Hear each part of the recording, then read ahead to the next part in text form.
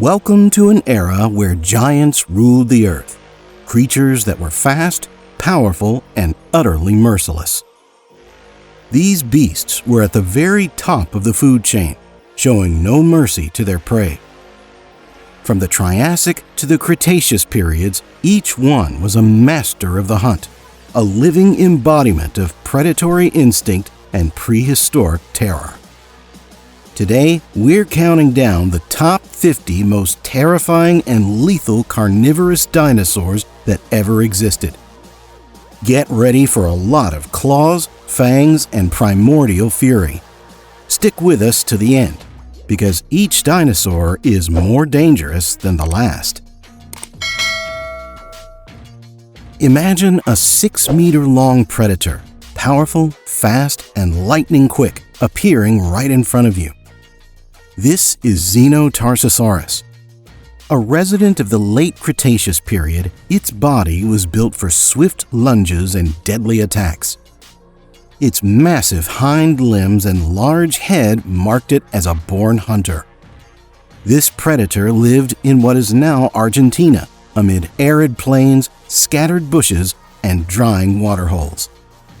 The Xenotarsosaurus would sneak up on its prey from an ambush, relying on the power of its bite to launch a swift and precise attack. It was a solitary and aggressive hunter that didn't tolerate competition, fighting for territory, prey, and survival. It was perfectly adapted to the harsh climate of the Cretaceous, an age where only the strongest survived. Next, meet one of the most enigmatic predators of the early Cretaceous period, the Cretaceous. Up to 9 meters long, this predator had a long snout filled with sharp, conical teeth. It was distinguished by a bony crest on its head that looked like a natural crown, which is where it got its name. It resembled baryonyx and other spinosaurids, hinting at a close connection to water. The Cretaceous lived in the floodplains of rivers and lakes in West Africa, where the water was teeming with fish and other aquatic life. It would dip its long snout into the water to snatch its prey with surgical precision. It didn't eat just fish, though. It would also feast on small dinosaurs or scavenge if it found a carcass. The long claws on its forelimbs were a great tool for holding slippery prey. It likely hunted like a modern-day crocodile, patiently, silently, with a sudden, devastating strike when the moment was right. This is the Saurophaganax, a true giant among Jurassic period predators. This ancient hunter reached up to 12 meters in length and had a massive body, mighty jaws, and long, clawed limbs built to take on large prey. It was a close relative of the Allosaurus, but was significantly larger, which made it a true ruler of its time.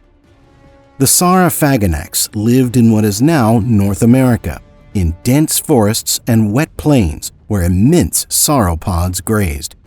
These sauropods were often its prey. It could sneak up on its victims from an ambush or attack head-on, relying on its raw power and weight. It usually hunted alone, but when there was an abundance of prey, it didn't shy away from competition and would engage in a fierce battle for territory or food. Its behavior was dominant and aggressive, and its strategy was simple: attack first and hit harder than anyone else. In the world of the Jurassic period, few could compete with it. Now, let's turn our attention to one of the most sinister predators of South America. The name Scorpiovenator sounds like something out of a horror movie, and it translates to scorpion hunter. But don't imagine a small lizard. This monster was up to 6 meters long, with a massive skull, short but powerful jaws, and a terrifying appearance typical of abelisaurids. It roamed the arid plains of Cretaceous Argentina, hiding in the shadows of rare trees and waiting for the right moment to launch a swift attack. Scorpiovenator ate meat, from small dinosaurs to medium-sized prey, which it would attack with sudden precision. Its forelimbs were short, but the real danger came from the strength of its bite and its incredible speed. This was a predator that didn't like to draw out the hunt. It came, it saw, and it tore its prey apart. It was a true product of its era, merciless, hot, and wild. Meet the Liliensternus, one of the first serious predators at the dawn of the dinosaur age. It appeared in the late Triassic, when the great era of the reptile's dominance was just beginning.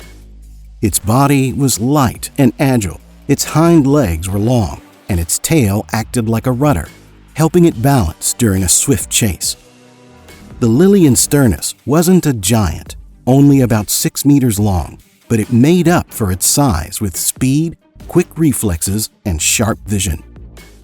Its narrow head, with large eyes and sharp teeth, made it a perfect hunting machine for small prey. It lived in what is now Europe, in arid plains with scattered forests, hunting lizards, early mammals, and small dinosaurs. Fast, stealthy, and possibly territorial, the Liliensternus was not just a hunter, it was a true predatory scout, adapted to survive in the unpredictable world of ancient Earth. Now, behold the Sarcosuchus, a truly monstrous crocodile from the past. It could reach up to 12 meters in length and weigh up to 8 tons. This wasn't just a predator, it was a living tank hiding under the water. Its snout was like a deadly trap filled with sharp, conical teeth, and its body was covered in thick, bony plates that served as natural armor. The Sarcosuchus lived during the Cretaceous period in what is now North Africa, in swamps, deltas, and lakes where it reigned as king. It usually hunted fish, but it wouldn't hesitate to grab a dinosaur that strayed too close to the water. One swift lunge, and even large prey would disappear into the depths with no chance of escape. It waited patiently underwater, just like its modern descendants, but when the moment arrived, it attacked with devastating force. In the coastal ecosystems of Cretaceous Africa, the Sarcosuchus had no equal. It was silent, terrifying, and completely dominant. Here before you is one of the very first dinosaurs on the planet. The Eoraptor was a small and nimble hunter from the Triassic period, only about 1 meter long. It had a light body, long hind legs, and a flexible tail that helped it maintain perfect balance and instantly change direction while running. Its elongated head with sharp teeth of different shapes suggests it had a versatile diet, eating both small animals and plants. The Eoraptor lived in what is now Argentina, in dry landscapes with sparse vegetation and an abundance of small prey. It hunted lizards, insects, and small mammals, but it wouldn't turn down plant food if the opportunity arose. It likely lived a solitary life, stealthy, active, and always on the move. This was the essence of early dinosaurs, to survive at any cost, to be faster, smarter, and more adaptable in a changing world. Meet the Dromaeosaurus, a small but truly deadly hunter of the late Cretaceous period. At only about 2 meters long, it had a graceful, agile body, long hind legs, and a stiff, feathered tail that acted as a rudder for swift maneuvers. But its main weapon was a huge, sickle-shaped claw on its second toe, capable of delivering lethal wounds with a single leap. The Dromaeosaurus lived in what is now North America, favoring forests and plains where it hunted lizards, mammals, and even larger dinosaurs. Scientists speculate that it may have hunted in coordinated groups, like modern wolves, attacking quickly, cohesively, and ruthlessly. Its strategy was a lightning-fast leap, a precise strike, and a retreat into the shadows. The Dromaeosaurus was a true embodiment of cunning and predatory skill. Next on our list is one of the most ancient and fastest predators on Earth, the Coelophysis. This graceful dinosaur, up to 3 meters long, had a slender body, a flexible tail, and a long neck that allowed it to maneuver quickly while chasing prey. Its narrow head, with sharp teeth and large eyes, indicated excellent vision and hunting instincts. The Coelophysis lived in what is now North America, in the arid river valleys of the late Triassic, a world where only the fastest and most adaptable survived. It fed on small vertebrates, lizards, insects, and sometimes carrion, using speed and surprise as its main weapons. Some discoveries suggest that Coelophyses may have lived and hunted in packs, increasing their chances of success in the harsh conditions of the ancient world. Fast, agile, and aggressive, it became the blueprint for the ideal predator at the dawn of the dinosaur age. Now, meet one of the strangest dinosaurs of the late Cretaceous period. The Mononychus was a tiny hunter, only about 1 meter long, with a thin body, long hind legs, and just one enormous claw on each of its forelimbs. Its body was covered in feathers, and its narrow snout, dotted by tiny teeth, suggest a very unusual diet. It lived in what is now Mongolia, in arid plains and semi-deserts where it had to be fast, inconspicuous, and very clever. The Mononychus didn't hunt large prey. It was the dinosaur equivalent of an anteater, breaking open termite mounds with its claw and skillfully pulling out insects with a long, sticky tongue. Stealthy, fast, and quiet, it became a master among those who preferred cunning over strength, a true specialist in insects in the prehistoric world. Let's get to know a true mini-predator of the Jurassic period, the Compsognathus. This dinosaur was the size of a chicken, only about 1 meter long, but don't let its size fool you. Its lightweight body, long legs, and whip-like tail made it lightning fast and incredibly maneuverable. It lived in the coastal zones and forests of Europe, where it would hide in dense vegetation and hunt for prey. Its sharp teeth and gripping claws turned every lizard or large beetle into an easy meal. The Compsognathus noticed movement in the grass in a split second and reacted instantly. This tiny hunter was stealthy and fast, and it could act alone or in a small pack. It was one of the most nimble and resourceful dinosaurs of its time. Now, meet a true fighter of the Jurassic period, the Ceratosaurus.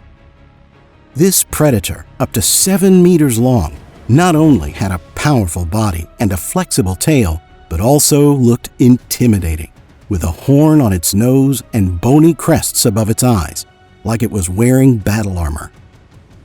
It lived in the river valleys and wet forests of what is now North America and Europe. The Ceratosaurus fed on small and medium-sized dinosaurs, but it didn't turn down carrion either.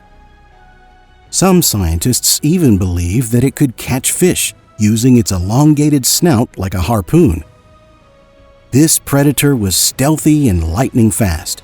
It easily adapted to different hunting conditions and didn't back down from a fight, even against giants like the Allosaurus. The Ceratosaurus was a born hunter with character and style. Meet one of the most famous predators of the Cretaceous period, the Deinonychus. It wasn't the biggest, at only about 3 meters long, but its appearance was much more frightening.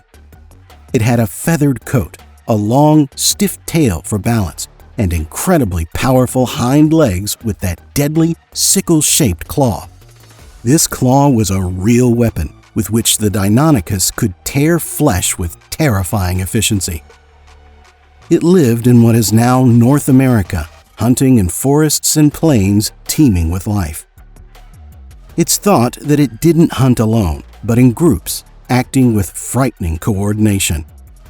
The Deinonychus would literally shower its prey with a series of quick and precise attacks, giving it no chance of escape. This was not just a dinosaur, but a skilled hunter with tactics, quick reflexes, and frightening persistence.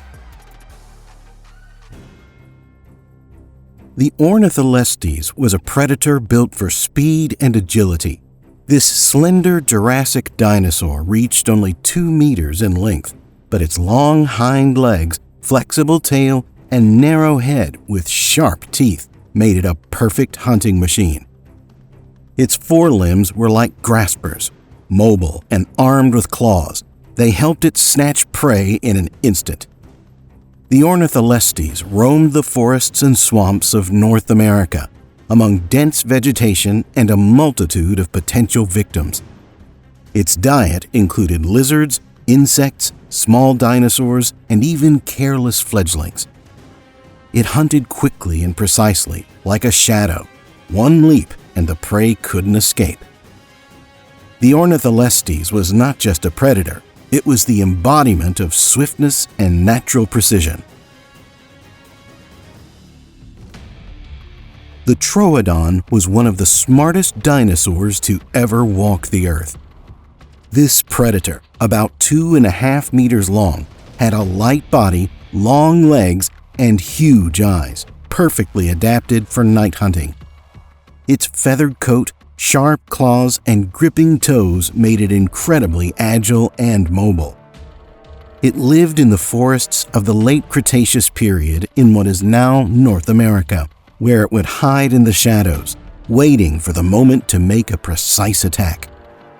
The Troodon wasn't a picky eater. Small animals, eggs, insects, and even plants were part of its diet. But its most important feature was its brain. Relative to its body, it was one of the largest among dinosaurs, meaning it was not just a hunter, but a true tactician. It could act stealthily, set up ambushes, and possibly even coordinate with its own kind. The Troodon was a combination of intelligence, speed, and predatory caution in one feathered body. The Acrocanthosaurus was a true giant of the early Cretaceous period. This predator reached 11 meters in length and had a powerful body, an elongated skull, and a distinctive high crest along its back.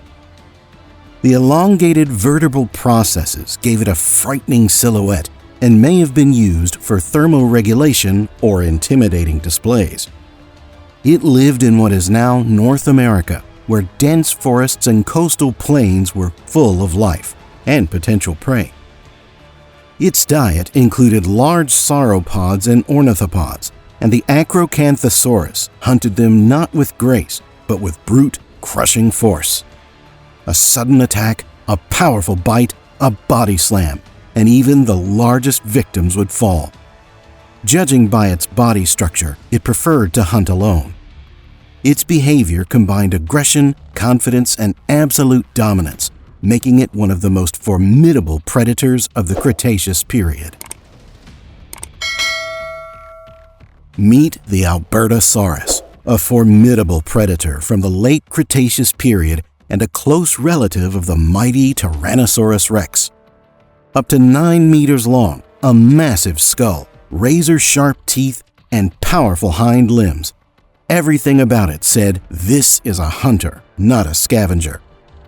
But unlike its more famous cousin, the Albertosaurus was lighter and more agile. It didn't just attack, it pursued its prey. Swift and resilient, it hunted in the dense forests and coastal plains of what is now Canada.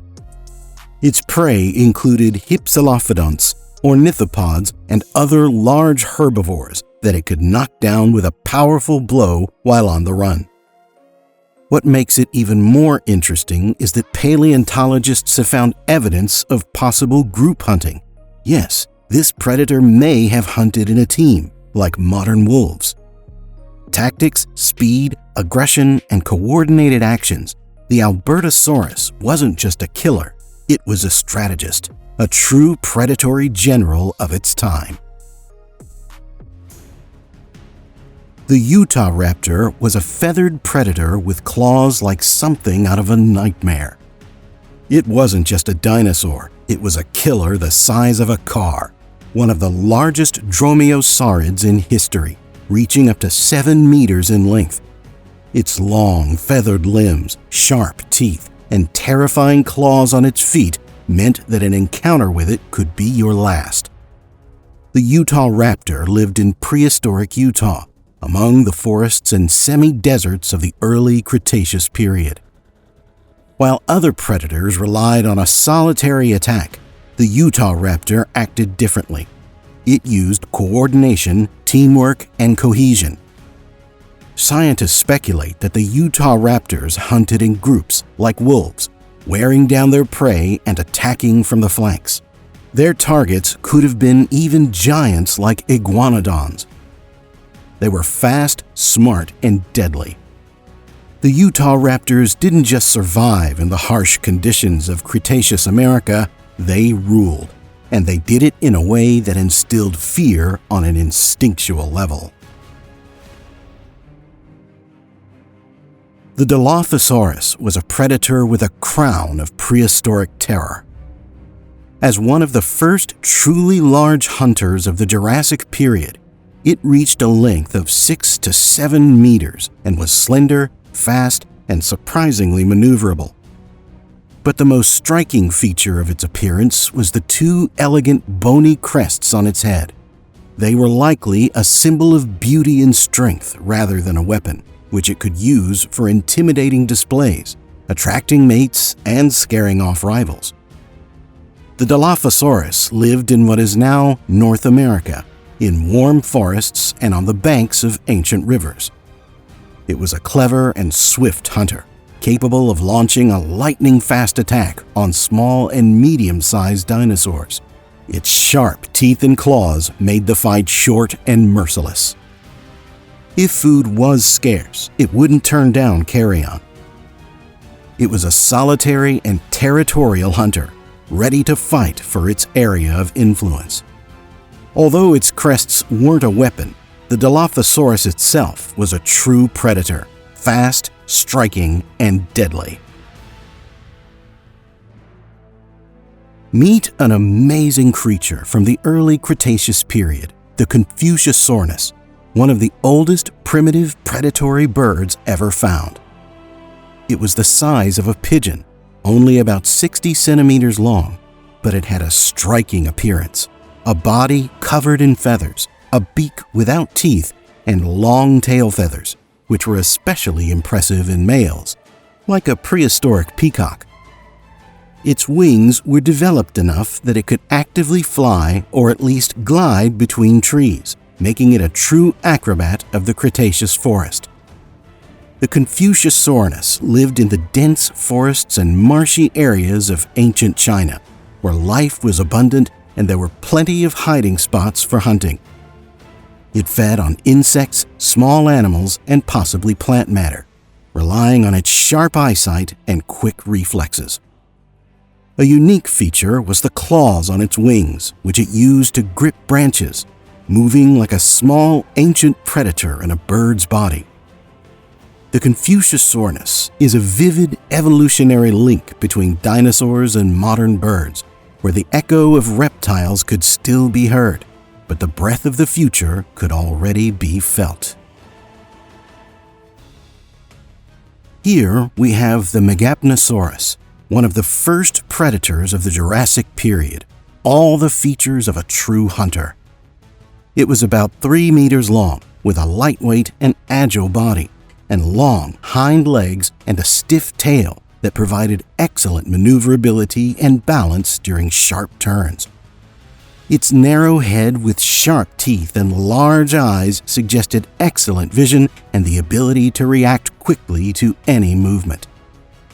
It lived in what is now North America, in forested valleys and along riverbanks, where the humid climate supported an abundance of small creatures.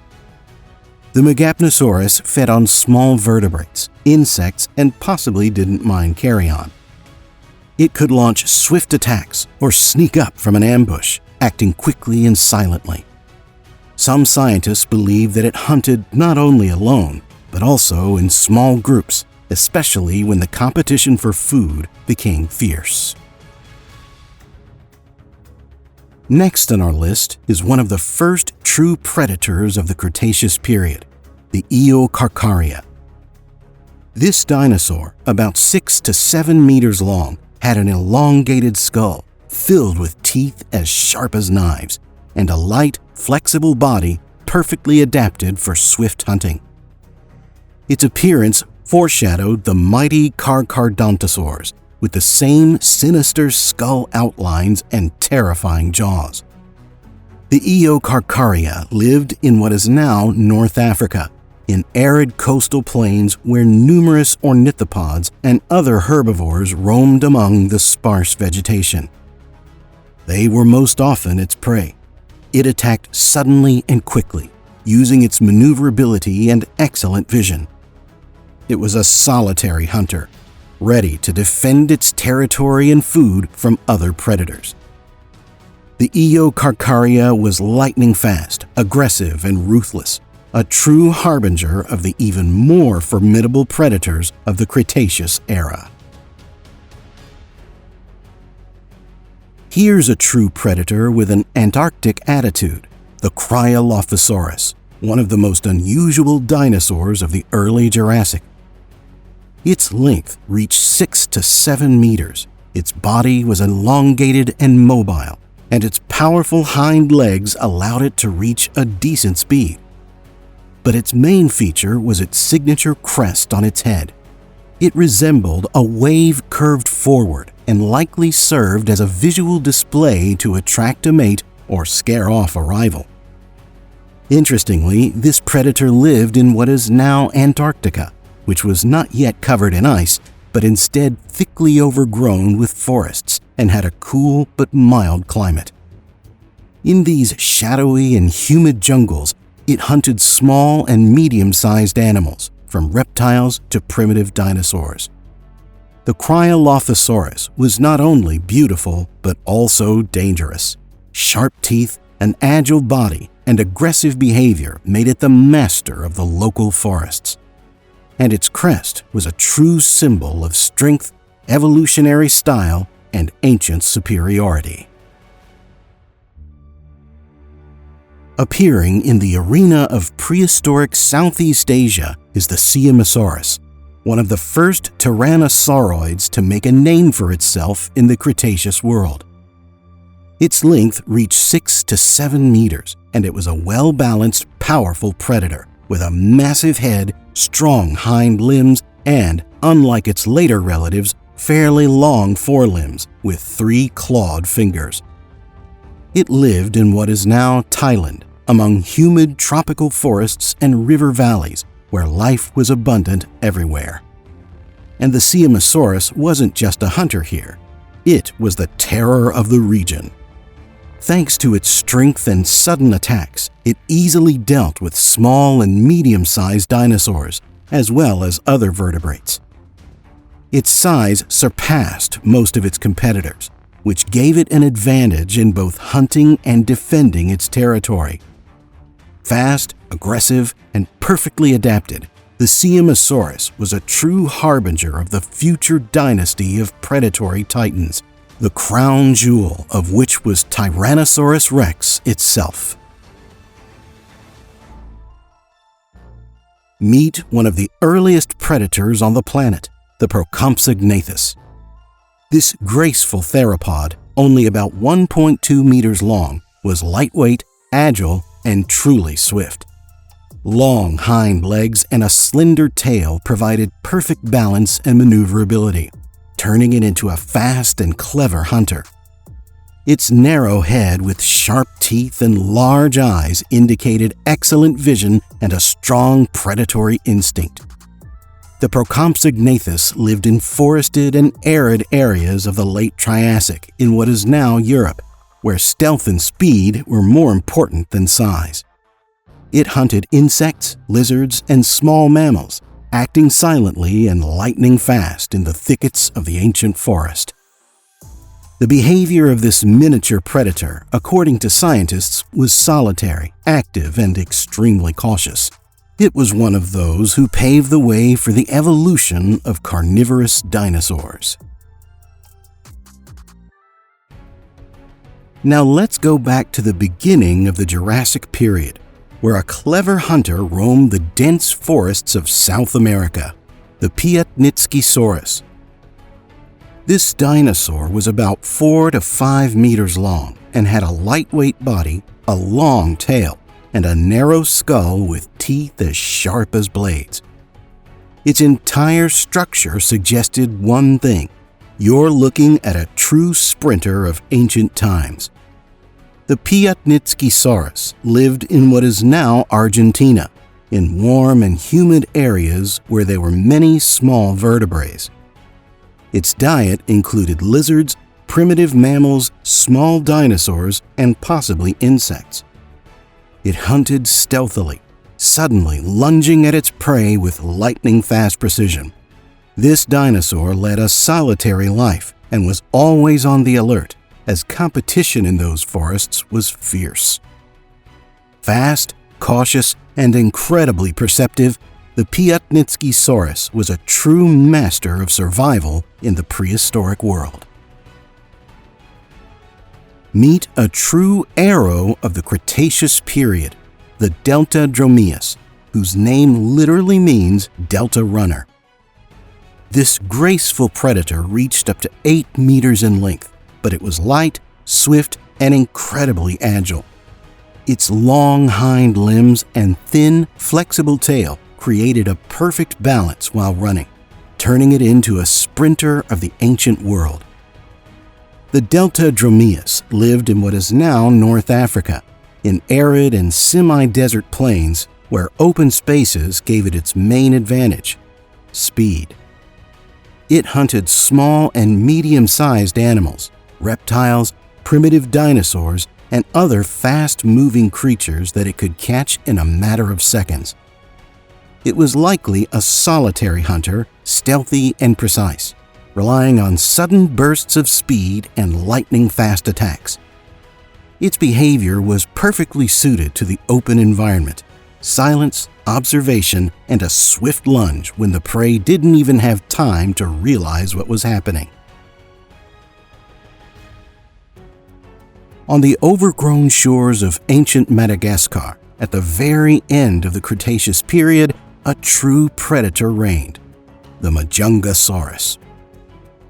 This abelosaurid reached 6 to 7 meters in length, had a powerful, short skull decorated with bony bumps, and almost completely non-functional forelimbs. But its main strength was in its jaws and muscular hind legs, which made it swift and deadly. The Majungasaurus hunted in forested and coastal areas, where its prey included medium and large herbivores, including the Mesozoic and Raptosaurus. It attacked violently, with fury and precision, inflicting deep wounds with its curved teeth. And if it couldn't catch live prey, it wouldn't turn down carrion. Traces on the bones of its prey suggested its fierce nature and a brutal fight for every piece of meat. The Majungasaurus is the embodiment of predatory fury and survival on the brink of extinction, one of the last abelosaurids, whose name still sounds terrifying. Meet another terrifying ancient hunter, the Suchomimus, a dinosaur with crocodile-like appearance and killer instincts. It lived in the early Cretaceous period and reached a length of 9 to 10 meters. Its elongated skull, dotted with sharp, conical teeth, and powerful forelimbs with claws, made it a truly formidable hunter. The Suchomimus was a close relative of the Spinosaurus, but unlike its famous kin, it didn't have a spinal sail. It lived in what is now North Africa, among swamps, rivers, and lakes. That's where its main prey was hiding. With its long snout, it skillfully snatched fish right out of the water, and its sensitive jaws helped it react precisely to the slightest movement. Sometimes its toothy jaws would also snap up unwary dinosaurs that came to drink or carry on when the opportunity arose. The Suchomimus led a semi-aquatic lifestyle, preferring to hunt patiently from an ambush, just like modern crocodiles. This ancient predator was a perfect example of how nature creates machines for survival in any environment. In the very heart of the late Cretaceous Asia reigned one of the most formidable predators of its time, the Tarbosaurus.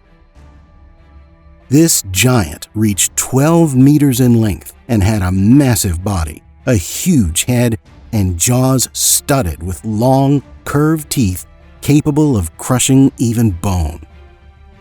Its appearance resembled a Tyrannosaurus, but it had a more narrow skull and some other skeletal differences.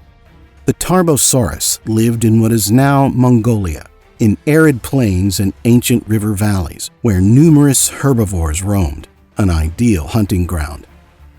It fed on large prey, hadrosaurs, ankylosaurs, and other giants of the Cretaceous era, which it hunted alone, relying on a lightning-fast attack and a crushing bite. But the struggle for survival wasn't just with its prey. Bite marks have been found on the bones of other Tarbosauruses, hinting at fierce battles between their own kind. It was a true dominant predator, aggressive, territorial, and uncompromising in any fight, a symbol of the strength and fear of the late Cretaceous. It looked like it stepped right out of a fantasy novel. The Carnotaurus was one of the most unusual predators of the Cretaceous period.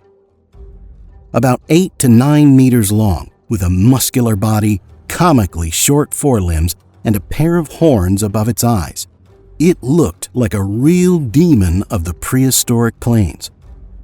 Its short, powerful head and sharp teeth was built for a lightning-fast grab of prey. The Carnotaurus lived in what is now South America, in dry savannas and sparse forests where it hunted medium and small herbivores. And it did it quickly.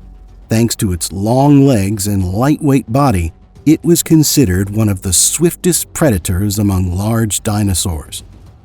The horns on its head may have been used not only for intimidation, but also for displaying strength in duels with other males.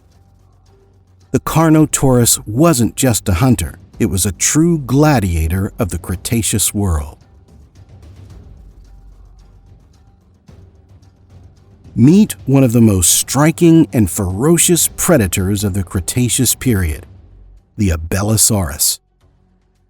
This predator reached 7 to 8 meters in length, had a short, high skull, powerful hind legs, and almost completely non-functional forelimbs.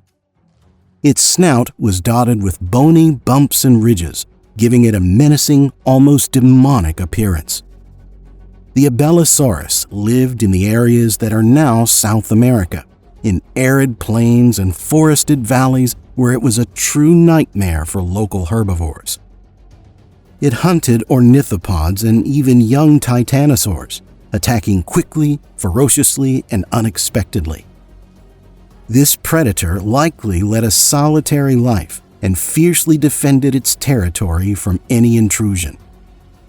The Allosaurus is the embodiment of speed, power, and prehistoric terror, leaving behind only silence and the marks of its powerful claws. Meet one of the most formidable predators of Cretaceous North America, the Spinosaurus. This tyrannosaurid reached a length of up to 9 meters and had everything needed for an ideal hunter: a massive skull, powerful jaws with long, bone-crushing teeth, and short but surprisingly strong forelimbs with 2 clawed fingers. The Spinosaurus lived in swampy plains and forests, where it pursued large herbivores, hadrosaurs, and ceratopsians. Its hunting strategy was simple and effective: surprise, power, and precision. One bite could seal the victim's fate in a matter of seconds. Interestingly, some paleontologists suggest that Daspletosaurus might have occasionally hunted in groups, competing with each other for food and territory. It was a predator capable of not just killing, but also dominating, an absolute predatory ruler of the late Cretaceous. Meet the Eutyrannus, a majestic feathered predator that combined the ferocity of a theropod with an unexpected fluffiness. This giant reached 9 meters in length and was covered in feathers, like an ancient predatory swan, but with teeth that could crush bones. The feathers likely helped it retain heat in the cool climate, as the Eutyrannus lived in the moderately cold forests of what is now northeastern China during the early Cretaceous period. It hunted large herbivores like Psittacosaurus and iguanodonts, attacking swiftly and without mercy. Its powerful jaws and sharp teeth left the prey with no chance of survival. Strength, endurance, and adaptation to the cold made the Eutyrannus a true ruler of prehistoric northern forests, formidable, resilient, and surprisingly fluffy. Meet the Baryonyx, a unique predator of the early Cretaceous period that combined the features of a dinosaur and a crocodile. It reached 9 to 10 meters in length, had an elongated crocodile-like skull with sharp teeth, and possessed powerful forelimbs with an especially large, curved claw on the first finger, a true hunting tool. The Baryonyx lived in what is now Europe, in areas rich in bodies of water, rivers, lakes, and swamps. Its favorite prey was fish, which it expertly snatched from the water like a prehistoric bear. However, it didn't turn down carrion or small dinosaurs either. Thanks to its agility, patience, and excellent vision, the Baryonyx was a true master of hunting in aquatic environments, combining the style of an ancient fisherman with the power of a terrestrial predator.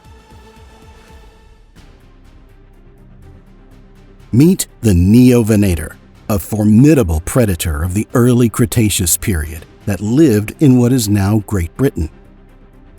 At about 7 to 8 meters long, it had a powerful body, an elongated skull, and curved teeth, as if made for tearing flesh. Its anatomy indicates high speed and excellent maneuverability. It was not just strong, but also a swift hunter. The Neovenator preferred coastal plains and forested areas where prey was abundant. Its victims included large herbivores like iguanodons, which it could ambush or chase down in a short pursuit. It was a solitary hunter with precise calculations, a strong bite, and exceptional endurance. The Neovenator's behavior combined predatory aggression with the ability to adapt quickly to any conditions, making it one of the most dangerous hunters of its era. We present the Colossal, a mysterious predator from the depths of the Cretaceous period, whose rare remains were found in what is now Turkey. Its length reached approximately 5 to 6 meters, and its lightweight and agile build made it a true master of swift attacks. With long hind legs, sharp teeth, and likely an elongated skull, the Colossal was perfectly adapted for hunting.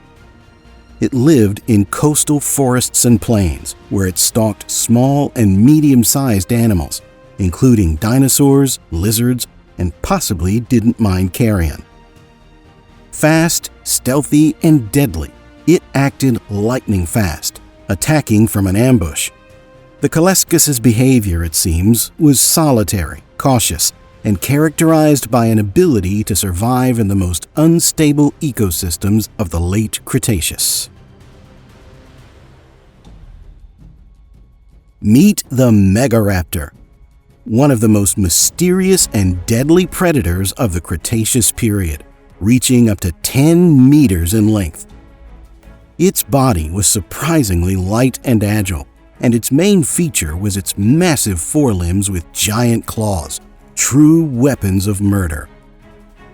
Its appearance combined traits of both dromaeosaurids and more ancient theropods, which is why scientists are still debating which group it truly belonged to. The Megaraptor hunted in the dense forests of South America for small and medium-sized dinosaurs, using its limbs not only to attack, but also to hold its prey. It may have acted alone or even teamed up with its own kind for an effective hunt. Agile, strong, and cunning, the Megaraptor was the embodiment of tactical terror in the Cretaceous jungles. The Megalosaurus is the legend with which it all began. It was one of the first dinosaurs ever discovered by science, a true symbol of the prehistoric era.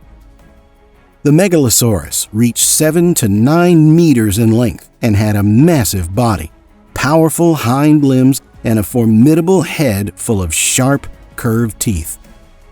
Its jaws were born to rip, and its forelimbs, with hook-like claws, held struggling prey. It lived in what is now Western Europe, especially in the warm and humid lands of ancient Britain during the Jurassic period. Its diet included stegosaurs, small sauropods, and anything it could catch or find dead, because the megalosaurs wouldn't turn down carrion if it found it first. Judging by its anatomy, it was an active hunter, fast, resilient, and ready for a powerful lunge at any moment. It likely hunted alone and didn't avoid conflicts, because in the world of ancient giants, the one who acted first survived. The Giganotosaurus was a titan among predators.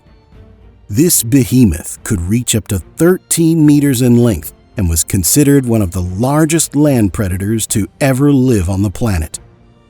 Its elongated skull, filled with teeth as sharp as blades, and its powerful jaws turned it into a living machine for tearing flesh. And its long, muscular tail helped it maintain balance during swift attacks.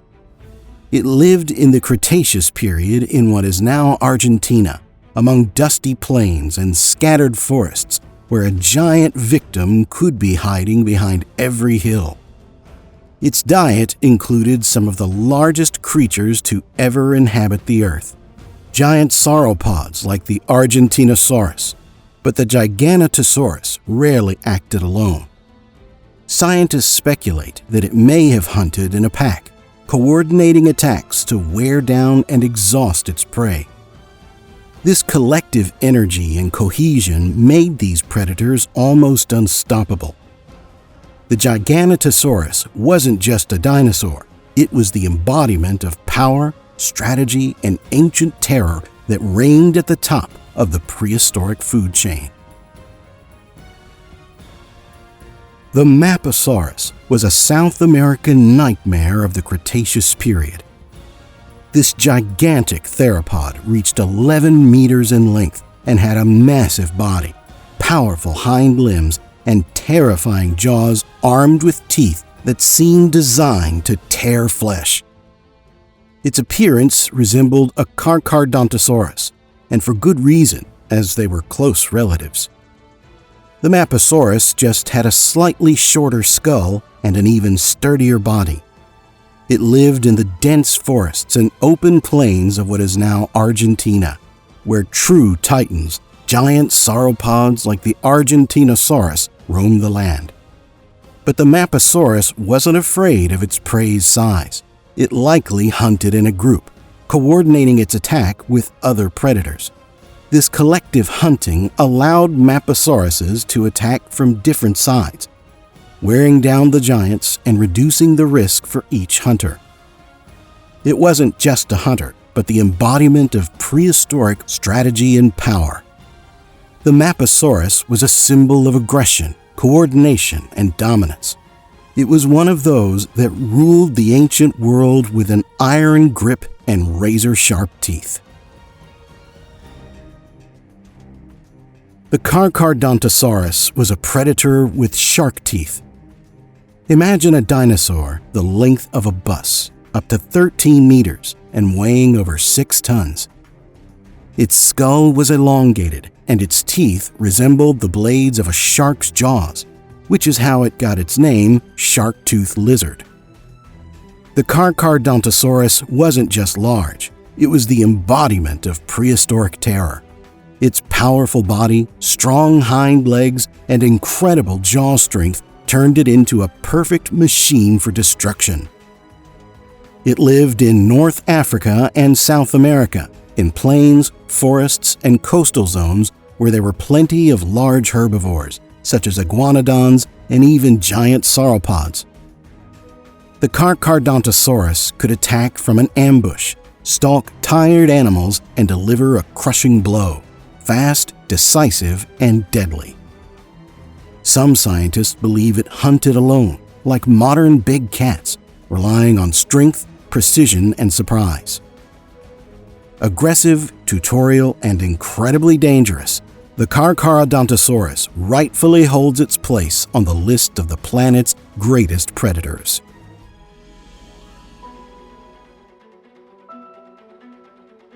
The Spinosaurus was a water hunter of prehistoric rivers. Here you have one of the most enigmatic and giant predators in the planet's history. The Spinosaurus reached up to 15 meters in length, and its elongated skull resembled a crocodile's snout, studded with sharp, conical teeth. But what attracted the most attention was its high sail on its back, like a ship's sail. It seemed to pull this monster through the waves of time. It lived in what is now North Africa, in places where ancient rivers, swamps, and lakes surged. Unlike its terrestrial counterparts, the Spinosaurus led a semi-aquatic lifestyle. Its feet may have been partially webbed, and its tail, flexible like a huge lizard's, was perfect for swimming. Its main prey was fish, but not just any fish. It hunted giant, armored, and bony fish, hiding in the murky water like a modern crocodile and snatching its prey with a lightning-fast movement of its jaws. Sometimes its toothy jaws would also grab careless dinosaurs that ventured to the watering hole. The Spinosaurus wasn't just a dinosaur, it was a true river monster. A unique hunter whose body was built not for a chase, but for an ambush, patience, and a sudden strike. The Velociraptor was fast, smart, and deadly. This dinosaur wasn't a giant, only 2 meters long and not taller than an adult's knee, but its deadliness was determined not by size, but by speed, agility, and intelligence. The Velociraptor had a long, feathered body, a strong tail for balance, and a formidable weapon, curved claws on its hind legs that could rip flesh in a single movement. It lived in what is now Mongolia, in harsh desert landscapes where hunting was a difficult task that required cunning. Its diet included small mammals, reptiles, and even carrion, but if necessary, it could attack larger prey, especially if it didn't act alone. Scientists believe that velociraptors were smart enough to hunt together as a pack. Fast, coordinated, and ruthless, they attacked suddenly, and the prey had no chance. This wasn't just a hunter, it was a tactician with claws. The Allosaurus was the main predator of the Jurassic period. It was a true nightmare for the herbivorous giants of its time. Up to 9 meters long, with a huge head adorned with bony crests and powerful jaws studded with teeth as sharp as knives. The Allosaurus looked like a living embodiment of danger. It lived in what is now North America, in arid plains and forested valleys where every step could lead to a deadly encounter. Its diet included such heavyweights as stegosaurs and chimerosaurs. It could attack from an ambush or team up with other Allosauruses for a coordinated hunt, not exactly like modern wolves, but enough to take down prey in groups of 3 or even 4. Its hunting style combined cunning, patience, and a sharp, furious lunge. The Allosaurus didn't just attack, it waited, it stalked, and when the moment came, it struck quickly and without mercy. The Tyrannosaurus rex is, without exaggeration, a legend of the Cretaceous period. A giant, up to 12 meters long and weighing over 8 tons, it looked as if nature itself created it to rule the world of dinosaurs. A massive body, powerful hind legs, and short but strong forelimbs with claws. Everything about it inspired respect and fear. The T-Rex lived in what is now North America, in coastal plains, forests, and valleys. Its diet included the largest herbivores, Triceratops, Edmontosauruses, and other dinosaurs that it could either chase down or find already dead. Scientists still debate whether it was a formidable hunter or a scavenger, but most likely it was both. Its bite was one of the strongest in the history of land animals, and its banana-sized teeth could easily crush bones. It also had a keen sense of smell, able to detect prey from miles away. The Tyrannosaurus didn't just hunt, it reigned, and in the world of the late Cretaceous, it had no equal.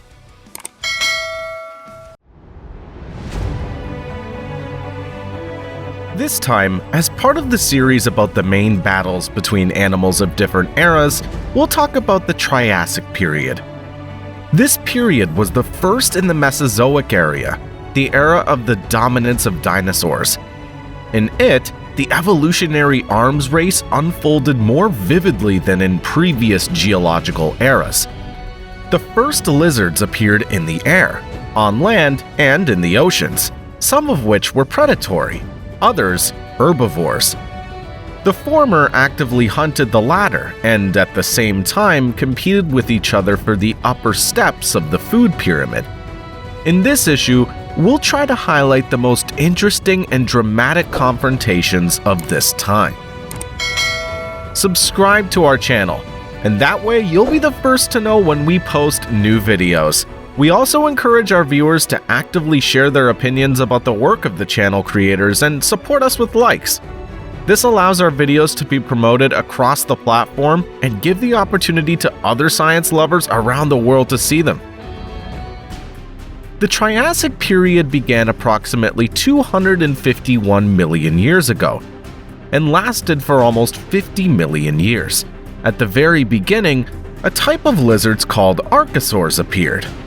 But by the end of the period, real dinosaurs and the first pterosaurs appeared. The end of this period was marked by another mass extinction. It, of course, was not as large as the previous one, the Permian. But even at the border of the Triassic and Jurassic periods, many species of living creatures disappeared from the face of the Earth. The Triassic period was divided into only 2 seasons. The first was dry and hot, and the second was wet. During the dry half of the year, reservoirs dried up and many areas turned into real deserts. The second half of the year, the Earth was flooded with constant rains. Nature flourished. Dense thickets appeared around reservoirs. Among the plants, gymnosperms predominated. These were mainly conifers, cycads, and ginkgo. A large number of new species of ferns also appeared. New species of foraminifera, single-celled amoeba-like creatures placed in a shell, appeared in the seas of the Triassic.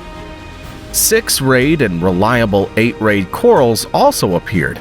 Shark-like and whole-bone ray-fin fish began to predominate among fish. Also, Unique lizards called Pachypleurosaurus could also be found in the reservoirs of the Triassic period. This type of nodosaur didn't grow more than 1 meter in length.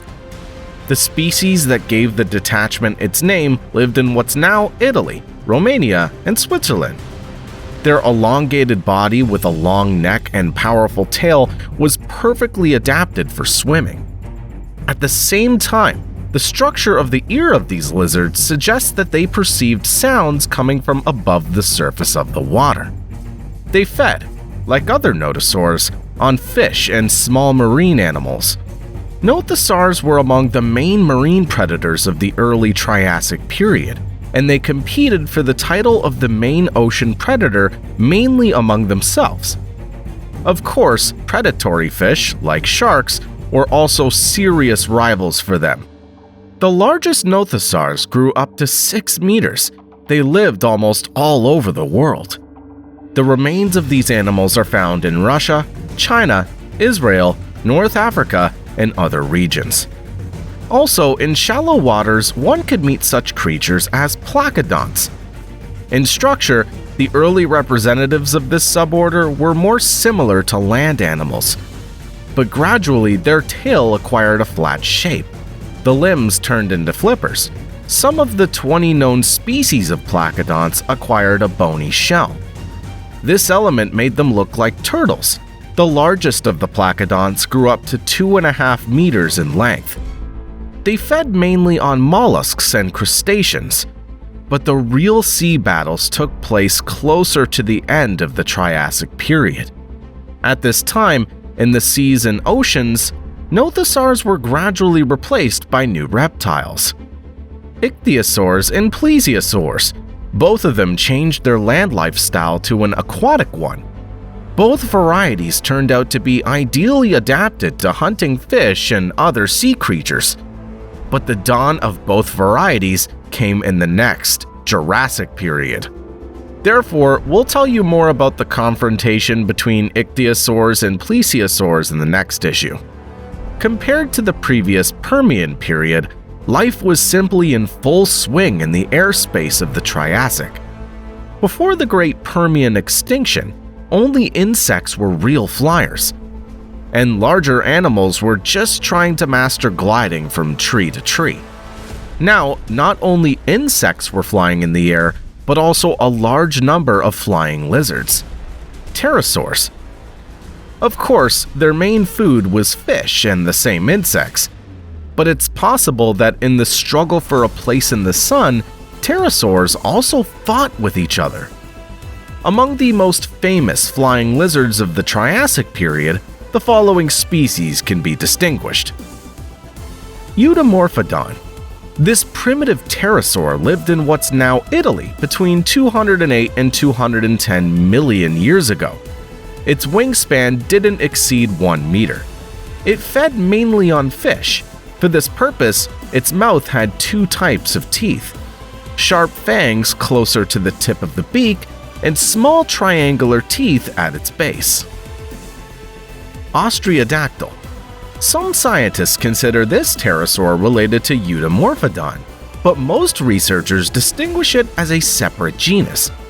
As you can understand from the name, it was discovered in Austria. These pterosaurs lived here about 215 million years ago. The wingspan of the Ostriodactyl reached 120 centimeters. It also had a bony crest on its beak and a long tail. Pitinosaurus. The name of this small insectivorous pterosaur is literally translated from Greek as flying lizard. Its wingspan was no more than 60 centimeters. Pitinosaurus belongs to the most common group of pterosaurs, Dimorphodon. This means that it has a pronounced division of teeth by shape and purpose. Only Pitinosaurus had not 2, but 3 types of teeth. Prehendactyl. This was an even earlier and even smaller species of pterosaurs. Its remains were also discovered in Italy, in the Priene Valley. They're about 228 million years old. The wingspan of the Prehendactyl was no more than 45 centimeters. It ate fish and insects. By the way, if we talk about insects, then in the Triassic period, the development of this group of living creatures was very intensive. During the entire period, a large number of species of lacewing appeared. In the middle of the period, beetles and hemiptera reached their peak, dragonflies and mayflies. At the very beginning of the period, there were no land beetles. Although before the Permian extinction, they were widely represented throughout the planet. At the end of the period, such a large order of insects as Diptera appeared. Hymenoptera insects also appeared. However, during the Triassic-Jurassic extinction, many species of insects disappeared. Titanoptera insects were characteristic of the Triassic period. During this period, they managed not only to appear, but also to die out. To date, scientists know 46 fossil species of these Orthoptera. It's known that these insects were predatory. They developed with incomplete metamorphosis. Now, such a mechanism is typical for dragonflies. Their head in shape and structure was similar to the head of early praying mantises. The front legs were adapted for grasping. Also, unlike other Orthoptera, they were able to make sounds by rubbing one wing against the other in a folded position. The sound apparatus of modern representatives of this superorder is arranged a little differently. It's quite possible that the Titanopterans themselves, like other insects of the Triassic period, served as food for the first frogs. One of the first species of these creatures is considered to be Tritobatrac. This frog, native to Madagascar, had a length of up to 10 centimeters. It's noteworthy that this particular creature is not a direct ancestor of modern tailless ones. The skull of Tritobatrac was wide and similar in structure to modern tailless frogs, but its body was somewhat more elongated due to the larger number of vertebrae. This fossil frog also had a small tail. But the main interest in terms of the confrontation of different species of animals for us is the inhabitants of the land. At the beginning of the Triassic, representatives of the Permian period, synapsids lived out their days. During this time, one could meet such an animal known as Lystrosaurus or Placerius. Also, at the beginning of the Triassic period, a new species of synapsids appeared, Trinaxodon. This small creature lived in burrows and hunted insects and small animals. But it was its descendants who became the winners in the evolutionary race. Trinaxodon was similar to reptiles in many ways, but it already had features inherent in mammals. It and similar animals became a transitional form and gave rise to the development of a group of creatures, which include humans. But the most successful animals by the end of the Triassic period were dinosaurs. And if the animals of the Permian period are the calling card of the corresponding region of Russia, then Argentina can be proud of the study of the Triassic. It was here that the earliest dinosaurs were found. There's also a Triassic park in this country, Talampaya. And some exhibits in this park depict battles between dinosaurs. For example, one of the central compositions of the park is the attack of a Zooposaurus on a large sauropod, a Coloratosaurus. Zoopasauruses lived in South America at the end of the Triassic and the beginning of the Jurassic periods. In their structure, they were classic theropods of medium size. They were distinguished by a long, flexible neck and an elongated, narrow mouth. The body length of these lizards, according to various estimates, ranged from 4 to 6 meters, and their weight could reach 250 kilograms. The first part of the name of the Zooposaurus was taken from the language of one Indian tribe inhabiting this territory. In their language, this was the name for an evil spirit or devil. Accordingly, its name means devil lizard. The name of the Coloratosaurus comes from the area where it was discovered.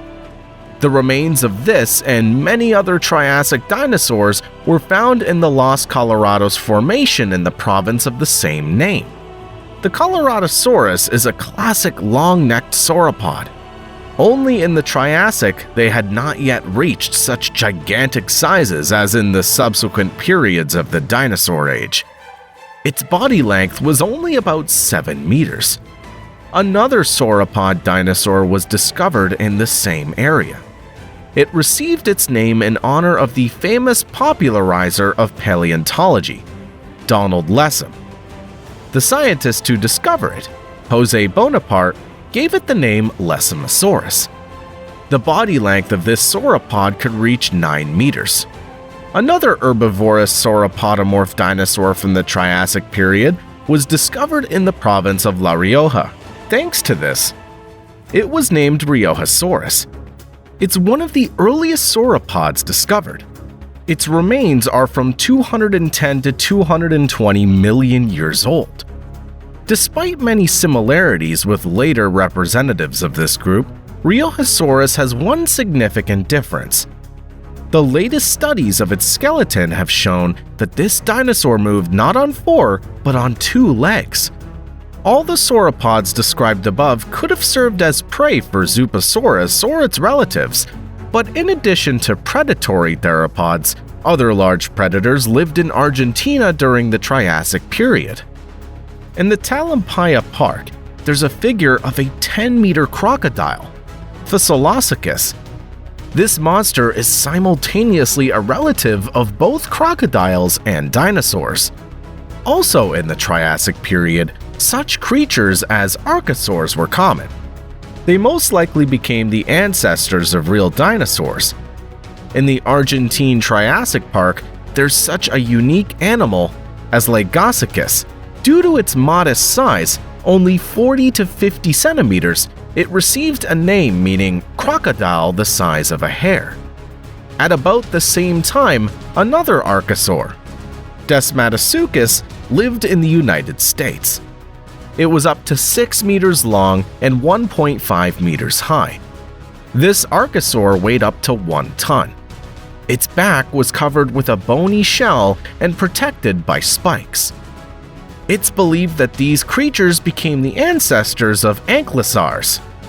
Perhaps such armor was necessary to protect against the largest predator of North America at that time, Postosuchus. This predatory archosaur could grow up to 4 to 5 meters in length and up to 3 meters in height. Such a giant could weigh up to half a ton. In addition to Desmatosuchus, its food could have been reptiles such as Trilophosaurus and Typothorax. The first animal resembled a large iguana in appearance and habits. They grew up to 180 to 250 centimeters in length and were herbivorous. Typothoraxes resembled monitor lizards or crocodiles in appearance, but at the same time, they were herbivorous. Their length was about 2.5 meters, and their weight was up to 100 kilograms. As a defense mechanism, Typothoraxes acquired bone armor with small spikes along the sides and at the base of the tail. But such protection wasn't very effective against large predators, and in Scotland, in the period from 227 to 237 million years ago, another primitive archosaur lived, Ornithosuchus. Despite the fact that its name means crocodile bird, it was the main predator of its region. Its length was up to 4 meters, and in the structure of the skull and teeth, it resembled a Tyrannosaurus, or Tarbosaurus. Because of this, it was long considered the ancestor of all tyrannosaurids. The main prey of Ornithosuchus was Hyperopodons. These small rhynchosaurids were found in Europe, Africa, and both Americas. Their body length was up to 130 centimeters. They were herbivorous and fed on seed ferns. For this, they used their large beak. Hyperopodons also had good eyesight and hearing. These tools could also be used to protect themselves from predators. It's believed that the cause of their extinction was the disappearance of a food source, their opponents. Ornithosuchians, like other archosaurs, also did not survive the Triassic-Jurassic extinction. Another carnivorous dinosaur from Argentina of the Triassic period was Eodromius. This small predator was up to 120 to 177 centimeters long and up to 50 centimeters tall, and weighed from 5 to 12 kilograms. In its structure, it was a classic lizard-hipped theropod. It was agile and could run at a decent speed. In fact, its name translates as early runner. A competitor to predators like Eodromius could well have been the Macetognath. This animal, about the size of a modern fox, belonged to the cynodonts, developed synapsids. Such therapsids were warm-blooded and covered with fur, but at the same time, Macetognaths laid eggs. A characteristic feature of these animals was the functional separation of teeth. Macetognaths had 3 types. At the moment, such animals are considered the main ancestors of mammals. This means that over a long period of time, they won the battle for the top of the food pyramid from ancient reptiles. But evolution does not stand still. Therefore, perhaps in the future, reptiles or some other animals will overthrow mammals, and along with them, people, from the throne of the rulers of the planet.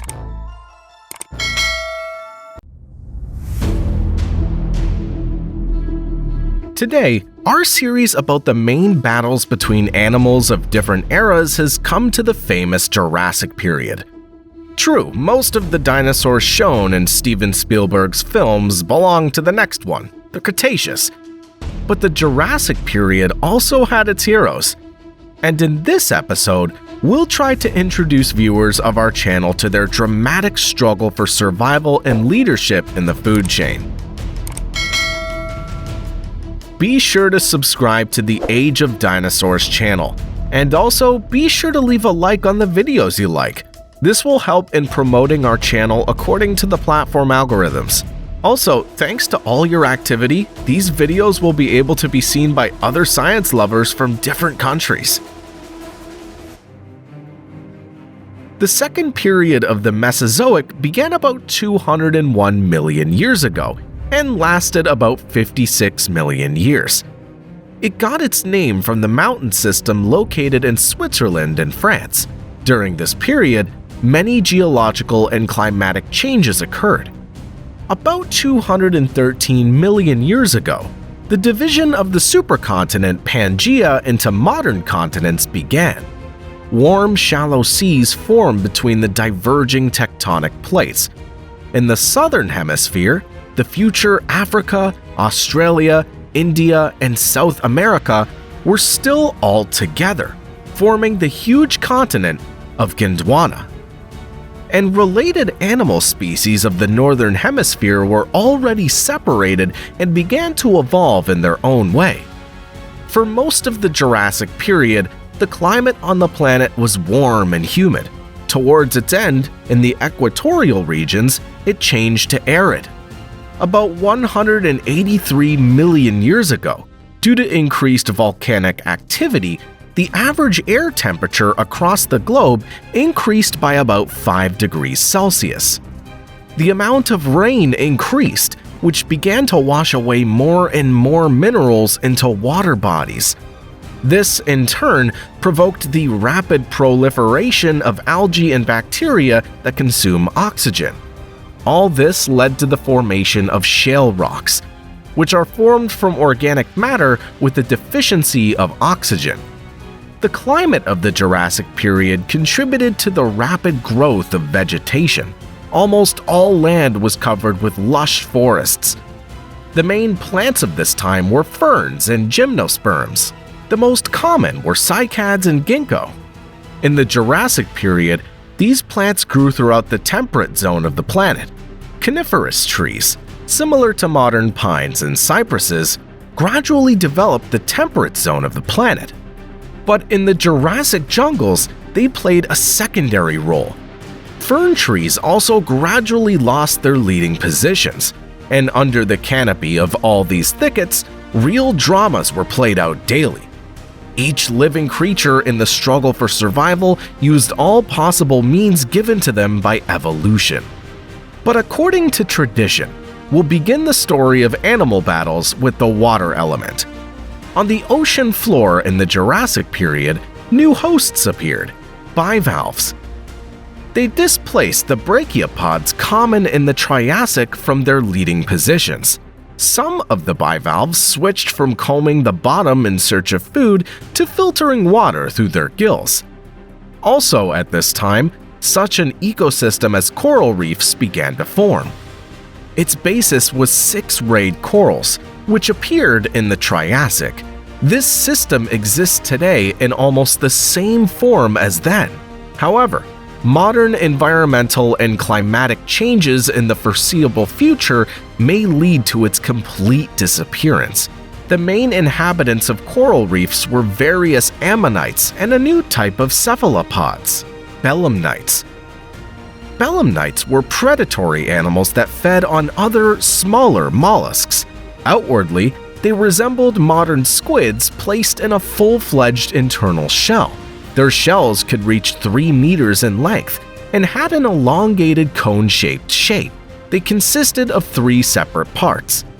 The middle conical chamber of belemnites is called the framicone. It grows throughout the life of the mollusk, and at its base is the birth chamber of the belemnite. Along the back of the framicone, there was a thin, flat or leaf-shaped protrusion, the prustricum. But the most famous part of belemnites, thanks to which they got their name, was the rostrum. This chamber looks like the tip of a throwing spear. They're the ones that paleontologists most often have at their disposal. Rostra consisted of a denser material and have been well preserved to this day. Also in the Jurassic period, many new species of fish appeared. Among them were sharks, which had already acquired a completely modern appearance. They were much faster and more aggressive than their predecessors. Also, a large number of various turtles and crocodiles lived in salt and freshwater bodies. But the most intense competition for the title of rulers of the seas and oceans in the Jurassic period was contested by 2 types of aquatic reptiles, ichthyosaurs and plesiosaurs. Moreover, both of them left the land for this and went the same way, which was later repeated by modern cetaceans and pinnipeds. Externally, ichthyosaurs were very similar to modern dolphins. They differed only in the shape of the tail and the presence of an additional pair of fins. They had a barrel-shaped body and a long, elongated mouth. This structure suggests that the main food of ichthyosaurs were mollusks and fish. Scientists also believe that ichthyosaurs, like whales, were viviparous. It's difficult to imagine that they could somehow lay eggs. It's noteworthy that these lizards were discovered by an 11-year-old girl, Mary Anning. She discovered a skeleton on the so-called Jurassic coast of England in Dorset in 1811. Her older brother found a fossilized skull, which he mistook for a crocodile skull. This find captivated the girl so much that she began to sort through other stones on the beach and was able to assemble an almost complete skeleton of an unknown creature. This young lover of paleontology is also the discoverer of plesiosaurs and pterosaurs. The name ichthyosaur means lizardfish. It was first used by the German naturalist Carl Dietrich Koenig, but later the skeleton found by Mary Anning was classified as a Temnodontosaurus.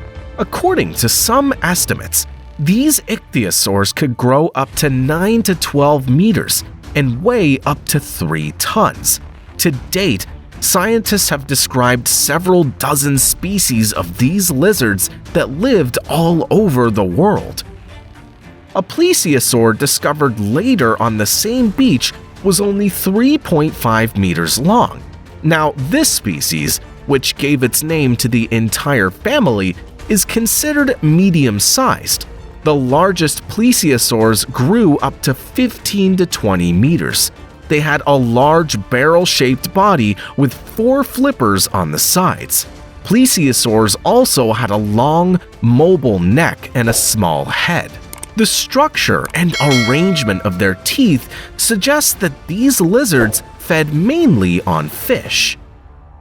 It's unlikely that one can seriously consider the possibility of regular battles between ichthyosaurs and classic plesiosaurs, but everything changed dramatically with the appearance of a separate variety of plesiosaurs with a short neck and a powerful mouth. These lizards were called pliosaurs and were classified as a separate genus, and their diet included more than just fish. The largest of them could easily hunt other aquatic lizards. The first pliosaur was also discovered in England and described in 1822. Its length is estimated at 10 to 13 meters, and its weight at 15 tons. The skull of a pliosaur, depending on its species, could be more than 2 meters long. When swimming, these giants used the technique of underwater flight and could develop a decent speed. In combination with a huge mouth and a keen sense of smell, this gave pliosaurs a serious advantage over other aquatic inhabitants. In the airspace of the Jurassic period, no significant changes were observed compared to the Triassic. Pterosaurs still reigned here. These small winged reptiles mainly ate fish. It's unlikely that serious air battles occurred between them. Of the notable events in the Air Kingdom of that time, one can note the extinction of the Rhamphorhynchus and the appearance of the most famous pterosaurs, pterodactyls. This type of flying lizard was discovered very first, and for many, the word pterodactyl is a synonym for all winged reptiles of the dinosaur era. At first, scientists attributed all the pterosaurs found to this genus, but later, the classification of most of them was changed. It's also still unclear whether all the samples available to researchers belong to different types of pterodactyl. It's possible that some of them are representatives of the same species, but their remains belong to individuals of different ages. The first real birds also appeared in the Jurassic period. For a long time, it was believed that the transitional form between reptiles and birds were the Archaeopteryx. Its discovery became another confirmation of Darwin's theory, but later studies showed that this unique creature belongs to a dead-end branch of development. As always, the main battles of animals took place on land, and as almost the entire era of dinosaurs, the dominant predators on all continents were large theropods. In the early Jurassic period, these were representatives of the megalosaurid family. The remains of these monsters have been found in Europe, North America, and even in Madagascar. Megalosaurus, which gave the name to the family, is the first reliably described dinosaur. The lower part of its femur was found in England in 1676.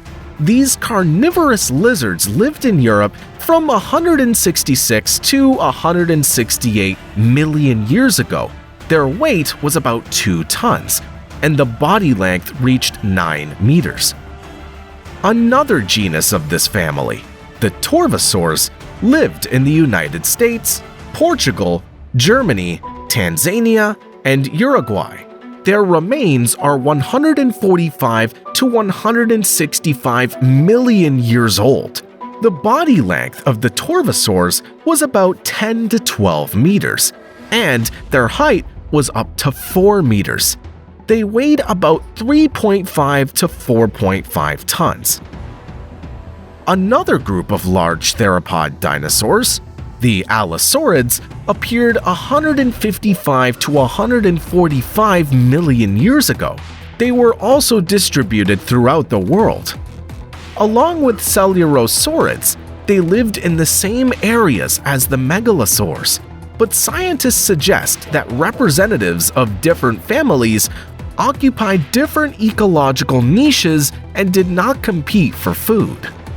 Allosaurus, which gave the name to the entire family, was not the largest predator of the dinosaur era. Its length did not exceed 8.5 meters, and its height was about 3.5 meters. The average body weight of an adult Allosaurus was about 1.5 tons. Some researchers suggest that individual members of the family could grow up to 11 meters and weigh up to 4 tons. Coelurosaurs are the largest group of theropods. In the Cretaceous period, the most terrible predator of all time, the Tyrannosaurus rex, will eventually appear. This group also includes different types of ornithomimids and maniraptors. All of them are the closest relatives of birds. It's noteworthy that such unique dinosaurs as compsognaths also belong to coelurosaurids. These predators are comparable in size to a chicken, but they, by all indications, are true theropods. Even Antarctica at that time had its own unique theropod, Cryolophosaurus. Its size is estimated at 6 to 8 meters, and its weight is from 500 to 800 kilograms. A distinctive feature of this carnivorous giant was the crest on its head. Unlike many other theropods, the crest of the Cryolophosaurus was located not along but across the skull. Perhaps it served to attract individuals of the opposite sex. As already mentioned, constant battles between representatives of different theropod groups were most likely rare, but the herbivores that lived at the same time had to constantly fight for their lives. The Jurassic period was the heyday of the largest creatures on our planet, sauropods. Apatosaurus, Diplodocus, and Brachiosaurus were real giants. For example, the weight of an adult Brachiosaurus could reach 60 tons. Only young or sick individuals could become prey to predators. They descended from an earlier group of dinosaurs called prosauropods. For example, they include such a species as Etonix. It lived in South Africa at the beginning of the Jurassic period. These lizards were not as large as their descendants.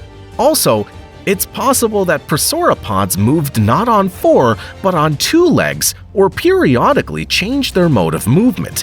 Given their size, adult sauropods could easily eat vegetation from the tops of trees without fear of attack by enemies.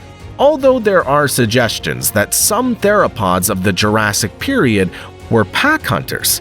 Using the right tactics, 2 to 3 allosaurids could risk attacking even an adult sauropod. Smaller herbivorous dinosaurs had to use different methods of protection. Most likely, the main prey of large predators of that time were stegosaurs and iguanodons. The former were up to 9 meters long and weighed up to 4 tons. There were 2 rows of vertically arranged plates on their backs. They could have served both for protection and for thermoregulation. Another formidable weapon of stegosaurs were the spikes on the tip of the tail. Many fossils of these herbivores bear traces of bites from large predators in the area of the base of the tail and on the hips. And on one of the skeletons of an Allosaurus, a hole has been preserved, presumably pierced by a Stegosaurus tail spike. Iguanodons appeared closer to the end of the period. They were also herbivorous dinosaurs with a small head and a beak-like mouth. Their length ranged from 10 to 13 meters. A distinctive feature of this group of lizards was the presence of a large claw on the big toes of the front paws. There's an assumption that dinosaurs could use it to protect themselves from predators, but perhaps they used this tool to dig up plant roots. Don't forget that herbivorous dinosaurs most likely grazed in large herds. They included representatives of various families. herds of ungulates in the African savanna look about the same now. There, zebras, giraffes, and various types of antelope graze next to each other. They feed on different types of plants, and each animal contributes to the overall security system. Both now and in the era of dinosaurs, not every predator attack was successful. The result of the arms race between herbivores and carnivores is the achievement of a certain balance, which serves to maintain natural ecosystems in equilibrium.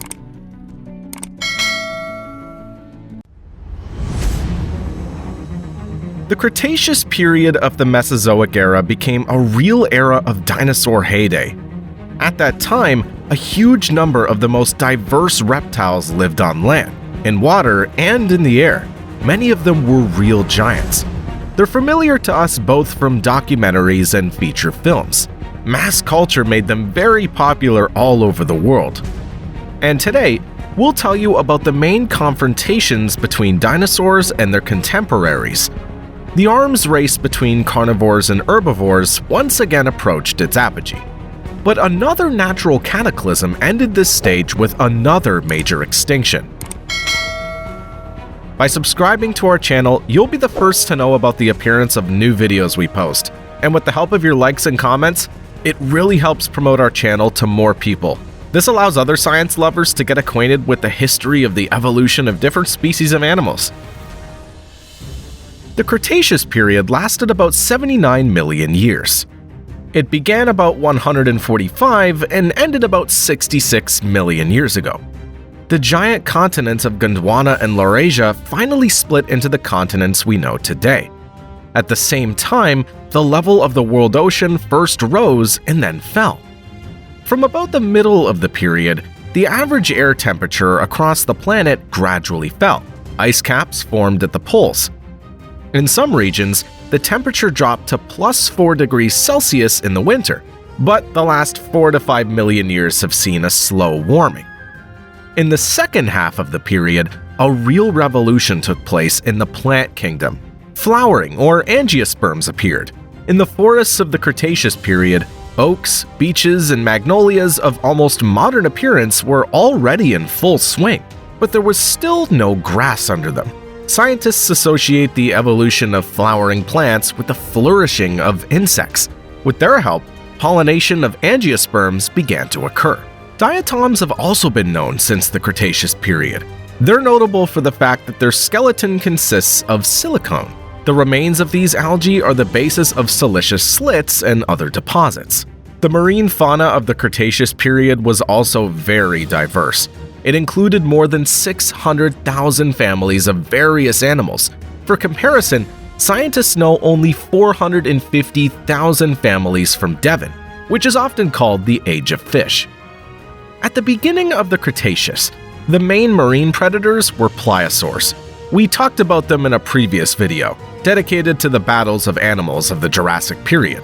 Among the pliosaurs of the Cretaceous period, which competed both with each other and with other species of marine animals, we can note the Kronosaurus and Dolichoranchops.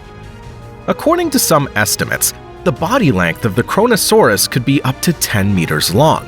This giant weighed about 11 tons. The age of the remains found in Australia and Colombia is around 100 to 120 million years old. Scientists also have real evidence of dramatic confrontations of marine animals involving kronosaurs. When analyzing the contents of their stomachs, researchers found that these marine reptiles ate both large and small elasmosaurids, sharks, and even small turtles. The largest prey of these lizards was believed to have weighed about 3 tons. This shows that the Kronosaurs successfully butchered animals that they could not swallow whole. Also, on the skull of a small lizard from the elasmosaurid family, Vulungosaurus traces of the teeth of this predatory pliosaur were found. It's not surprising, because the teeth of Kronosaurus are similar in shape to the teeth of killer whales or crocodiles, and in size reach 30 centimeters together with the crown. The bite force was also comparable to the jaw strength of modern crocodiles. Dolichoranchops, by all indications, was a fish-eating plesiosaur. Its length didn't exceed 3 meters. It had large eyes and an elongated mouth. This made its muzzle similar to the muzzles of ichthyosaurs. Dolichorynchops lived in the territory of the modern United States in the period from 70 to 93 million years ago. In the seas and oceans of the Cretaceous period, various types of corals, sea urchins, and bivalves continued to develop. A huge number of microorganisms and small-shelled crustaceans also appeared. They were part of the plankton. The shells of many of them had a calcareous structure. Now they formed the basis of the bottom sediments of that period. But the real masters of the seas of the Cretaceous period, of course, were the mosasaurids. These giants appeared only in the second half of the period, but it's quite difficult to imagine that someone could offer them worthy resistance. Most likely, only their relatives could pose a danger to them. The mosasaur, which gave its name to the family, became the first of a large number of rulers of the world ocean at the end of the dinosaur era. Subsequently, the remains of mosasaurs were discovered in the Netherlands, the USA, Russia, Belgium, Japan, New Zealand, Antarctica, Africa, and Scandinavia. The largest of them, Hoffman's mosasaur, grew up to 17 meters in length, but other species were at least 10 meters in size. The mass of these lizards reached 15 tons. Outwardly, these monsters resembled giant crocodiles with flippers instead of legs and a huge mouth full of sharp teeth. But despite being the status of a megapredator, the mosasaur could also become someone's lunch. In 2014, an incomplete skeleton of a small mosasaur with a very interesting history was discovered. The remains found were quite well preserved, and scientists were able to study the contents of its stomach. The mosasaur's last meal was a fish about 1 meter long, but literally immediately after a hearty meal, the lizard became the prey of at least 3 sharks. This is evidenced by the preserved traces of teeth on its bones. Pterodactyloids continued to reign in the airspace, but by the end of the Cretaceous period, they reached truly gigantic sizes. Such lizards as Quetzalcoatlus, Aerotitan, or Hatzegopteryx can be confidently called the kings of the air. The wingspan of an adult was rarely less than 10 meters. Scientists are still debating how such giants could take off. These flying lizards fed on fish, small dinosaurs, and carrion. But at this time, a large number of real competitors of pterosaurs appeared. We're talking about birds. They turned out to be more adapted to changes in living conditions and were able to survive the Cretaceous-Paleogene extinction. In the Cretaceous period, such seabirds as Ichthyornis, Hesperornis, and Baptornis appeared. In size and structure, Ichthyornis resembled modern seagulls. Their body length was about 20 centimeters, and their wingspan was 50 centimeters. They weighed from 300 to 600 grams. These birds could dive and survive underwater for a long time without air. Naturally, their main food was fish. They lived on the shores of the seas in modern USA and Europe about 85 to 96 million years ago. Hesperornis and Baptornis were similar to penguins and led a corresponding lifestyle. Hesperornis grew up to 180 centimeters. Their remains have been found in the USA, Russia, and Kazakhstan. They lived in these places about 80 million years ago. It's believed that they mainly lived on the banks of freshwater bodies. They almost had no wings and, naturally, couldn't fly. But these birds swam well and caught fish with their toothed mouths. Earlier Baptornis were not such large fish-eating birds as Hesperornis, but they led a similar lifestyle. However, their legs, in all likelihood, were similar to flippers. The remains of these birds were found in deposits aged 80 to 87 million years in the USA, Canada, and Sweden. Among the flying birds that appeared in the Cretaceous period, we can note the fan-tailed ones, Confuciusornis, Longipteryx, and Iberomsornis. Confuciusornis is a small bird the size of a crow. As you can guess from the name, it was discovered in China. These birds lived here about 120 to 125 million years ago. It's noteworthy that the Confuciusornis has no teeth, although later and closer to modern birds, Hesperornis and Ichthyornis were toothy. Confuciusornis ate plant seeds and insects. The body length of Longipteryx was only about 15 centimeters. It also lived in China about 120 to 125 million years ago. A distinctive feature of this small bird was its elongated beak. which made up about 60% of its full body length. At the tip of the beak, it had several large, powerful teeth.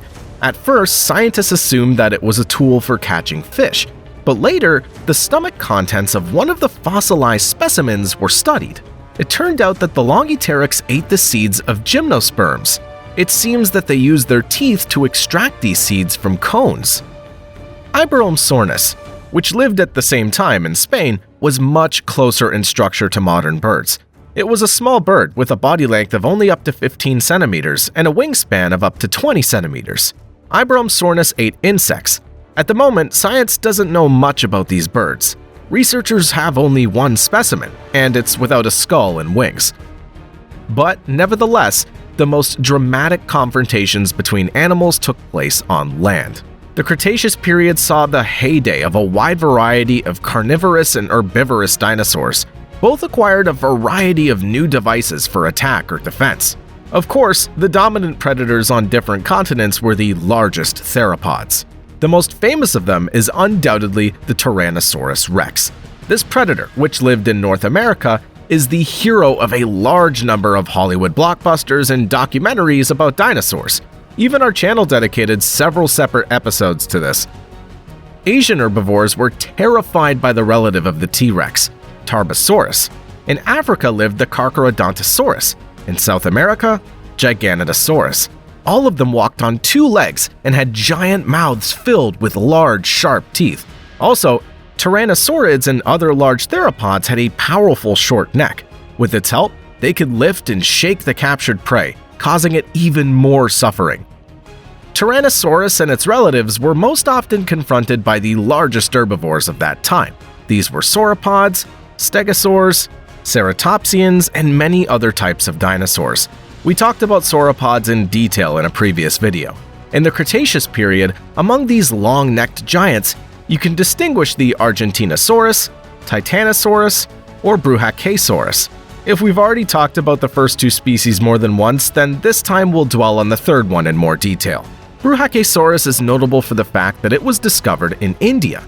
The name of this sauropod means heavy-bodied lizard, and in fact, these dinosaurs were simply enormous in size. For example, the tibia of a single specimen is almost a third larger than the same part of the body of an Argentinosaurus. The total length of this giant is estimated at around 37 meters. The height's at 10 to 12 meters, and the body weight is at 95 tons. However, all these estimates are extremely unreliable, since all the specimens were lost, and the final dimensions were determined by a group of enthusiasts based on available photographs. There was even a version that these were not dinosaur bones, but petrified trees. But scientists know quite a bit about other herbivores of the end of the dinosaur era. At that time, a large number of different ceratopsians lived in different parts of the planet. Three-horned dinosaurs with massive frills. It's quite possible that the main predator of all the times, the T-Rex, often confronted Triceratops. Their weight was up to 9 tons, body length up to 8 meters, and height up to 2 to 3 meters. The skull of the largest of the found Triceratops is more than 2 meters long. The weapons of these giants were horns, of which there were many as 3, one on the nose and 2 above the eyes. And if the nasal horn was very small, then the other 2 could grow more than 1 meter in length. Probably they served ceratopsians to protect themselves from predators and even more often for fights with each other. Stegosaurus and Ankylosaurus protect themselves from taller predators with the help of spikes on their backs or strong bone armor. They also had spikes or a bone club on the tip of a mobile long tail. The largest of the armored dinosaurs, North American Ankylosaurs, were 7 meters long and weighed up to 6 tons. Also in the Cretaceous period, smaller theropods lived on our planet, like velociraptors or oviraptors. The former were agile and fast predators. There's a version that says they hunted in packs and could pose a danger even to the largest herbivores. Their body length was less than 2 meters, and their height was no more than 70 centimeters. Velociraptors were covered with feathers and had large claws on their hind legs. However, in feature films, they're most often shown as a smaller copy of a Tyrannosaurus. Oviraptors lived in Mongolia and were slightly larger, but apparently they were omnivores. Animals that lived near water bodies could not feel at ease either. In the Cretaceous period, giant crocodilomorphs could be found in them, such as Sarcosuchus, Caprisuchus, or Deinosuchus. It's quite possible that semi-aquatic duck-billed dinosaurs, such as the hadrosaur, could often become victims of these monsters. The remains of Sarcosuchus, dating from 93 to 120 million years ago, are found in both Africa and Brazil. They grew up to 9 meters in length and weighed 2 to 3 tons. A slightly later Caprisuchus lived in Niger. According to various estimates, the length of this crocodilomorph ranged from 3 to 6.5 meters. Deinosuchus were contemporaries and neighbors of tyrannosaurs. They're extinct representatives of the alligator family and are close in structure to their modern relatives. Only Deinosuchus grew up to 12 meters and weighed up to 8.5 tons. Such a monster could well have tried to drive away from its pond even a T-Rex that came too close. Initially, the bite force of a Deinosuchus was estimated at about 18 kilonewtons. But later, a group of scientists studied the bite force of 83 adult living modern crocodiles of various species. As a result, it turned out that the strongest jaws belonged to saltwater crocodiles. They slammed shut with the force of almost 16.5 kilonewtons. Having transferred these results to the dimensions of Deinosuchus, the scientists received a figure of 102.8 kilonewtons. Looking at the fauna of the Cretaceous period, one might get the impression that this was the time when huge theropods, crocodilomorphs, and mosasaurs ate all living things around them. But as always in nature, there was a balance of forces back then. In addition to modern birds, the first modern lizards, snakes, and even placental mammals appeared at this time. Among them were both the ancestors of ungulates and the first primates, that is, our immediate ancestors. But who they had to face in the struggle for survival after the extinction of the dinosaurs, we'll find out from the next issue. In conclusion, as always, thanks to everyone who watched the video all the way to the very end. You can learn more about the appearance and study of the animals presented in this video from our other videos on the channel. They also talk about the flora and fauna of other geological eras, the formation of humanity, and the peculiarities of the mutual existence of people and nature today.